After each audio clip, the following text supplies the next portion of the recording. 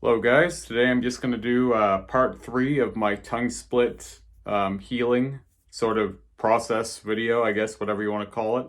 Um, I'd always kind of originally planned to do 3 of these and then kind of move on from them until I'll do an update on this a long time from now again, probably. But as you can see, I have had some regrowth. It's now, I want to say 3.5, 4 weeks after. So, as I said before, and I've showed off before, I had a pretty shallow tongue split. So, because my tongue wasn't very long to begin with, and I had a tongue tie, so I couldn't really stick my tongue out that far to begin with, um, my tongue split was always going to be a little shallow. And even if I get it done again, it will probably never be super, super deep, or I can't make my tongue longer. So, you can only cut so much of your tongue responsibly. Um, you don't want to go too far on into the deeper areas of the tongue, or you can risk all kinds of other problems, as far as I know anyway. So if you've got a long tongue, you get a longer split.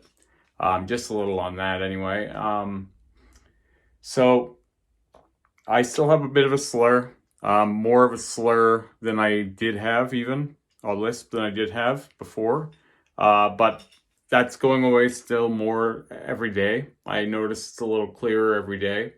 And since I had my tongue tie cut as well, I've had quite a few people tell me, both online and in person, that it sounds like I talk clearer and louder or more focused, or I have less in my mouth, like I had a mouthful before, but now my tongue is kind of free and able to move around a bit. So I suspect that as time goes on, that'll be more and more, because I've learned, living with a tongue tie my whole life, that I've learned how to talk without being able to move my tongue freely. So just kind of relearning sort of how to use my tongue in more the ways than one. Most people would just be relearning how to talk a little bit with a huge split in their tongue. I'm now, for the first time, having to be able to talk with a free tongue. So it's all kinds of different for me, and I think I have a real potential for a lot of progress in my articulation. One of the things that always bothers me, or bothered me, especially when I started getting into YouTube and TikTok and stuff, is people would make all kinds of comments like, "Oh, it's my labret. Oh, I gave myself a lisp because of the labret piercing," or something like that. And it honestly has nothing to do with this. If I take this out, I'll still sound the same way. It has nothing to do with the lisp that I've always had. So that was the tongue tie that gave me that. So another thing that's always bothered me about social media communicating is I can write and articulate and sound more, I don't know, intelligent or capable than when I speak. I present, I guess, a little sloppier because of the lisp. For anyone who follows me on Instagram, I like to write. I've always been a writer. I've written a few books, actually, that obviously I haven't published, but used to write poetry and all kinds of that stuff. So fluidity of language is fairly important to me, honestly, and conveying a message is something I take strongly. Like I really enjoy writing in general. So when I speak and I don't sound as articulate, it's always been a bit of a bother to me. So I am hoping that as the numbness of my tips goes away and some of the feeling in my tips comes back, that the slur will go away a little bit, because the S is really pronounced when I say certain words right now. One word that I noticed when I was doing a TikTok video that I really have trouble saying correctly or fluently is stitches. I don't know if it's the S into the T, but it's really hard to do with the split tongue right now. So that's one word where I'll be driving in my car, or I'll be at home with the animals or whatever. Just on a day off, I'll just be saying that word lots, like articulating it, over-articulating it, to try and get better at those two harsh sounds put together. because eventually I don't think that it's going to be something I even have to practice. I've heard so many people tell me that it just comes back on its own in its own time. Like, but I would like to be able to present a little better. So I am practicing my speech in some ways. Yeah, so I had some regrowth. I've heard all kinds of things on that. The guy who did my split tongue told me that after 3 weeks, you basically are set with what you're set with. But I've had some people tell me you don't stop worrying about regrowth until 6 months. I'm not too worried about it. I have measured how deep my tongue split is. It seems like it has stayed about the same. But that being said, I probably will get it resplit one day, just because I think I can stick my tongue out farther now than I could the first time, and for longer. And also, the fact is that when you've had your tongue split before and you get it done again, you're more likely to retain the same amount of split rather than lose some of it when it regrows, because the tissue is different now. You're going through just more of a healed, like, scar surface rather than the actual tissue of the tongue. Now, obviously, I don't know the science on it. Don't ask me the science on it, but that's what I've heard from lots of people. I know one person who's had their tongue split 4 times just to see, and she told me that every time she did it, every subsequent split, she kept more of the length. So there's a good chance I'll get it split again, probably next year. I can't confirm when, but I would imagine that whenever I can go, I probably will go again, because I found the healing fairly tolerable and the actual procedure wasn't that bad. And it's held up well in memory. Like, when I think back to it, it doesn't scare me as much as like a finger blackout, where it's like, oh man, I'm gonna have to take off a whole week or anything like that. You know, I was back to work in 3 days with my tongue split, and I only had to take one more day off just to get stitches out. And once that was done, I was home free. So I'm not too scared to do it again. And it was overall a really positive experience. So yeah, as far as the numbness goes, the person who did my tongue split told me that the numbness, the longest he's heard of it lasting for is 6 months. But I've Googled this a bit too. I always like to ask the practitioner first. But I did do a little bit of my own independent research. And I've seen some people say that it took them up to a year before they had full sensation in their tongue again. Now, it doesn't really bother me to hear stuff like that, because what I've noticed is it's not like a black and white.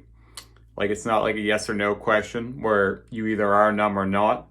I'm noticing I have more sensation on my tongue each passing day, but it's very gradual. So I would say a week ago it was quite a bit less sensation than I have now. So I could see within a few months probably having full sensation on my tongue again.